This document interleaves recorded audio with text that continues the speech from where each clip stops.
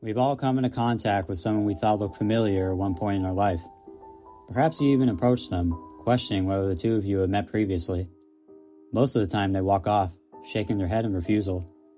But sometimes they stand there before you, staring deeply within your eyes. I've witnessed this happen to several people as I walk the busy streets of New York City. Someone always runs towards a person, calling out their name only to receive a peculiar glance. Once their gaze ends, the other walks off as if nothing happened, as if their memory of approaching that familiar face had been erased. It's disturbing to witness. I mean, how many times has it happened to me?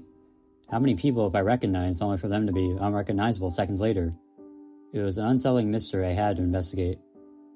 So I followed one of them, making sure to keep my distance as I did so. The man seemed to have no real destination. It seemed his only goal was to bump into people as they rushed past him, a look of irritation saturating each of their faces as he did so. Maybe he was an asshole. No, that wasn't it. Perhaps he was some sort of masochist. Sure, it was possible, but all those thoughts quickly dispersed from my mind as he walked into an alleyway. There, where he thought he was alone and far from witnessing eyes, he sat down cross-legged before convulsing. I watched on, although everything within me screamed to help the man. But everything about him had changed. There, in the exact place the man once sat, was now a woman. I stood behind the corner, shock enveloping my very being as I reflected on what I had just seen. Peeping around the corner once more, I spotted the woman headed my way. I waited patiently as she walked past me, continuing her destinationless journey as I followed behind. Again, she bumped into people, causing countless men and women to yell obscenities her way as she did so. Even though I wanted so badly to turn around, putting all the strange events of today behind me, I couldn't ignore the gnawing urge to understand. I needed to understand. I needed to know what the hell it was. Finally, as my thoughts battled on whether or not I should ditch my mission, she walked into a building. Hurriedly, I rushed after her, leaving a little time in between to avoid drawing suspicion. Once inside, I looked around, the hairs on the back of my neck rising as I couldn't find the woman anywhere.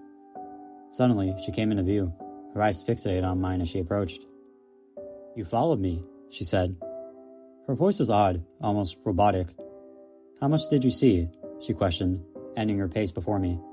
I swallowed hard, perspiration forming on my skin as nervousness invaded me.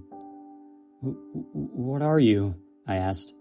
She smiled, tilting her head to one side as if my question was intriguing. "I'm a preserver," she said, matter-of-factly. "Preserver?" I questioned. She nodded.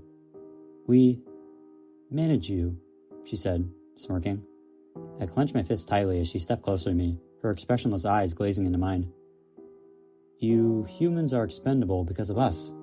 Without management, you live far too long. This planet would go up in flames if we let that happen," she explained, lifting her finger to my face. Her touch felt strange. It seemed to drain me of energy. "That's what you were doing when you bumped into those people?" I questioned, my eyes barely able to remain open. She nodded, her gesture fluid and swift, contrary to her voice. "Well, I better get going. Perhaps I'll see you in the near future," she said as my body went limp. When I awoke, I was in that same building sprawled out across the floor.